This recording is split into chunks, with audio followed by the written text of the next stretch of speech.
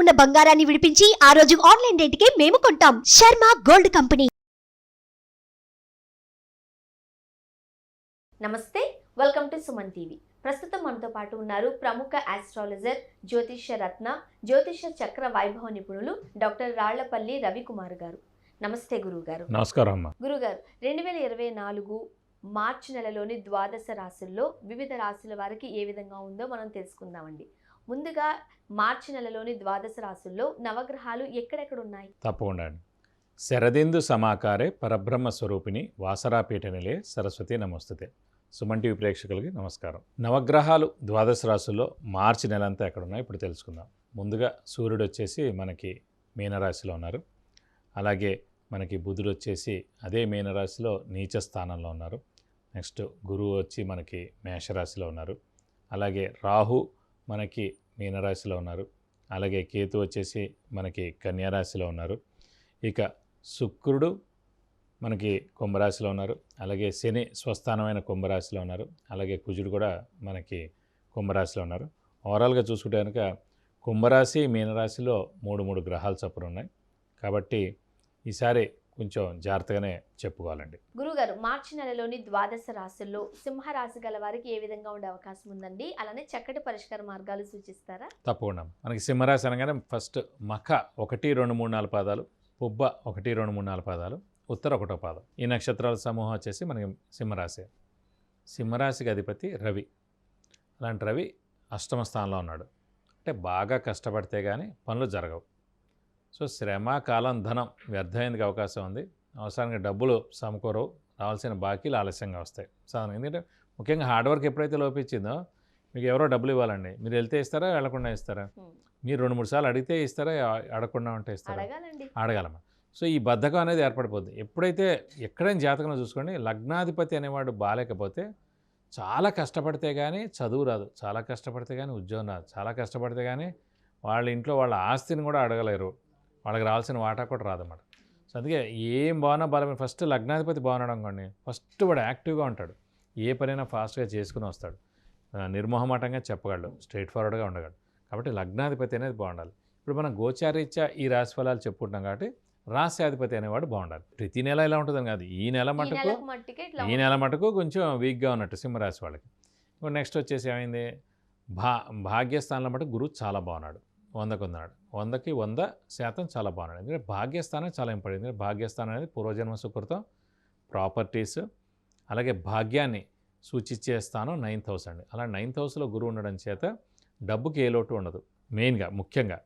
So ఇది కాకుండా కానీ సప్తమ స్థానంలో మటుకు శని ఉన్నాడు. మనం ఇదివరకు కూడా చెప్పుకున్నాం చాలాసార్లు. సప్తమ స్థానం అనేది భర్త లేదా భార్య, అలాగే మనకి ఇమీడియట్ బాస్ అనేది. సో ఈ భర్త లేదా భార్య మధ్యన చిన్న దెబ్బలాట్లు, మనస్పర్ధలు ఇలాంటివి రావడం, అలాగే ఇమీడియట్ బాస్తో కూడా చిన్న గొడవలు ఇవన్నీ రావడం ఏమక్కలేనండి. మన టైం బాగాలేకపోతే ఒక చిన్న మాట, చిన్న చూపు ఏదైనా సరే తప్పుగా కూడా అవతల వాళ్ళకి అనిపించవచ్చు, ఇబ్బందికరంగా మారే అవకాశం అనమాట. సో అప్పుడు మన టైం బాగాలేకపోతే మనమే మౌనంగా ఉండడం, మనమే జాగ్రత్తగా ఉండడం. ఇది ఈ రోజుతో అయ్యేది కాదు, ఏప్రిల్ 2025 వరకు ఉంది కాబట్టి కొంచెం మనం జాగ్రత్తగా ఉండాలి. ఎందుకనంటే అన్ని రాశులకి సప్తమ స్థానంలో శని ఉంటే ప్రాబ్లం అని అనొచ్చు. సాధారణంగా లగ్నం నుంచి సప్తమ స్థానంలో శని ఉంటే కనుక వివాహం ఫస్ట్ ఆఫ్ ఆల్ ఆలస్యం అవడం. ఆలస్యం అంటే 30 ఏళ్ళు దాటితే కానీ అవ్వకపోవడం. సెకండ్ పాయింట్, ఆ శని కనుక సరిగ్గా లేకపోతే డైవర్స్ దాకా వెళ్తుంది. అదే ఇంకొంచెం శని సరిగ్గా లేకపోతే సెకండ్ మ్యారేజ్ అవుతుంది. జస్ట్ లగ్నం నుంచి లెక్క పెడితే 7th హౌస్లో శని ఉంటేనే ఇన్ని ప్రమాదాలు. అప్పుడు ఒకవేళ మన రాశి నుంచే సప్తమ స్థానంలో శని ఉంటే సో కనీసం ఈ ఇబ్బంది లేకపోయినా ఆల్రెడీ పెళ్ళైన వాళ్ళకైతే కనుక భార్యాభర్తల మధ్యన అన్యోన్యత లోపించడం, చిన్న తగాదాలు రావడం జరుగుతాయి. అలాగే ఒక్క నెలకేనండి మీరు అన్నట్టుగా ఏప్రిల్ 2025 వరకు శని అక్కడే ఉంటాడు కదండి సింహరాశి వారికి. సంవత్సరం పాటు ఇలాగే ఉంటుంది.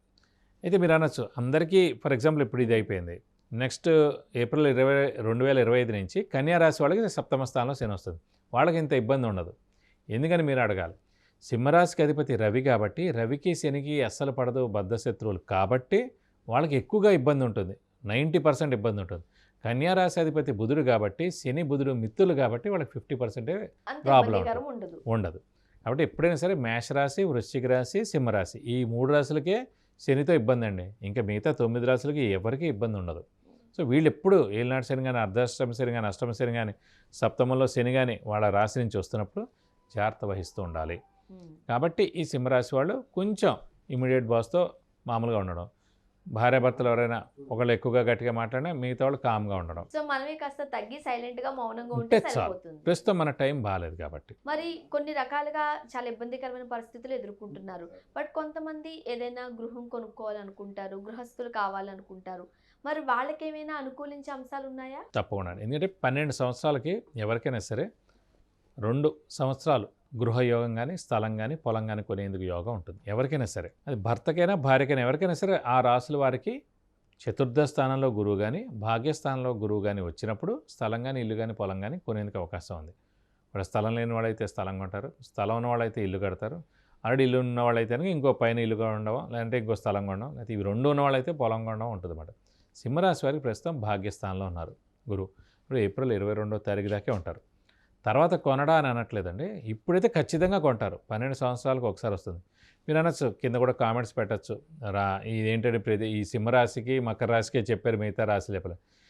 నేను సింహరాశి అయినా కొనలేకపోయినా. ఇప్పుడు ఏదైనా సరే అండి కష్టపడాలి. సో మన లెవెల్కి మన తగ్గ ఇల్లు, మన తగ్గ స్థలం, లేకపోతే మనం ఇప్పుడు కొంచెం దాని మీద కాన్సన్ట్రేట్ చేయడం, ఇది ఎలా కొనాలనుకోవడం, ఇవన్నీ ఉండొచ్చు అన్నమాట. కాబట్టి ఏంటంటే ఈ రాశులకు మటుకు ఖచ్చితంగా యోగం మటుకు ఉంది.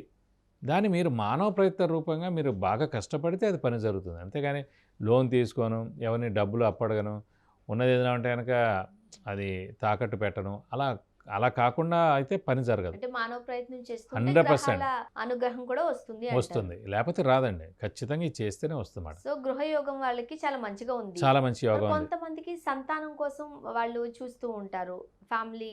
అవును. మనం వాళ్ళకి ఎట్లా చెప్తారు? సంతానాన్ని కూడా గురుబలం పరిపూర్ణంగా ఉండాలండి. అది మనకి భాగ్యస్థానంలో ఉన్నాడు కాబట్టి గురువు ఖచ్చితంగా సంతానం లేని వారికి సంతానం కలుగుతుంది. కానీ ఏదైనా సరే వాళ్ళ ప్రయత్నం ఉండాలి, వాళ్ళకి ఇష్టం ఉండాలి. అలానే ఈ మధ్యన ముఖ్యంగా సంతానం కంటే కూడా అండి వివాహానికి చాలామంది ఇప్పుడు తల్లిదండ్రులే అంటారు, ఇంకా వయసు రాలేదమ్మా, ఇంకా అప్పుడేంటమ్మా, ఇంకా టైం రాలేదమ్మా అని. మా పిల్ల ఇష్టం లేదు, ఏదైనా సంబంధం తెచ్చినా కూడా నాకు ఇష్టం లేదు, మాకు ఇష్టం లేదు అంటుంటారు. ఫస్ట్ పాయింటే మీరు నెగిటివ్ పాయింట్ అనేప్పటికీ ఆ వచ్చిన సంబంధం 10 రెట్లు వెనక్కి వెళ్ళిపోద్ది అన్నమాట. సో అందులో ఇంకోటి అంటే పెళ్లి కుదిరేదాకా ఎవరికి చెప్పకండి. ఎవరికైనా చెప్పారంటే పెళ్లి క్యాన్సిల్ అయిపోతుంది. ఎవరు కూడా సాధారణంగా ఇష్టంగా ఏమి ఉండదు, అయ్యో మీ అమ్మాయికి పెళ్లి కుదిరిపోయిందా అని ఎవరో అంత ఆనందపడిపోరు. అక్కడ పెళ్లి కుదిరిపోయినా అక్కడికి ఏంటి ఆ అబ్బాయి చదువు, ఉద్యోగం, వాళ్ళ ఆస్తి, వాళ్ళ అందం చెప్పకపోతే, చదువు ఏఐటి అయినా అయితే పెద్ద కంపెనీలో మంచి మేనేజర్ పోస్ట్ ఉన్నా, విపరీతమైన ప్రాపర్టీ ఉన్నా, విపరీతమైన అందం ఉన్నా, ఇవన్నీ ఉన్నాయనుకోండి ఇంకా ఏడుస్తారు అన్నమాట.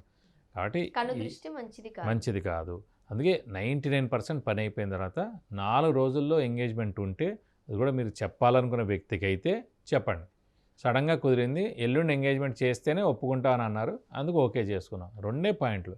అంతేగాని అసలు పెళ్లి చూపులు రాని క్రితం నుంచి ఈ ఫోటో ఇవన్నీ కూడా పంపించేసి, ఈ ఐడి నెంబర్ పంపించేసి తెలుగు మ్యాట్రిమోనీది నేను వీళ్ళది ఓకే అయిపోయింది అన్నట్టుగా చెప్తే వాళ్ళు ఇంకో 100 మందికి పంపించి ఆ పెళ్లి కానివ్వకుండా చేసేస్తారు. కాబట్టి ఎవరికి చెప్పకుండా ఉండడం, ఏదైనా సరే ఉద్యోగం అవ్వండి, సంతానం విషయం అవ్వండి, అలాగే వివాహం విషయం అవ్వండి, వ్యాపారం అవ్వండి, ఇల్లు ఏదైనా సరే 99% పని అయ్యేదాకా చెప్పకండి. అప్పుడు ఫాస్ట్గా అవుతుంది.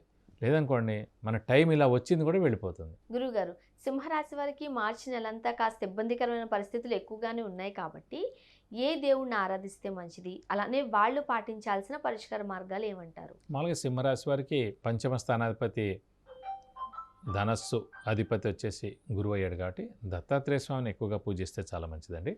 అంటే ఆయన్ని గట్టిగా పట్టుకుంటే చాలా మంచిది. అలాగే శివుణ్ణి కూడా వాళ్ళు పూజిస్తే కూడా చాలా మంచిది. ఎందుకంటే ఆ 2 దేవుళ్ళని వాళ్ళు గట్టిగా పట్టుకుంటే కనుక చాలా మంచి చేకూరుతుంది. అలాగే వీలైతే కనుక ప్రతి గురువారం ఉపవాసం ఉంటే కూడా చాలా మంచిది.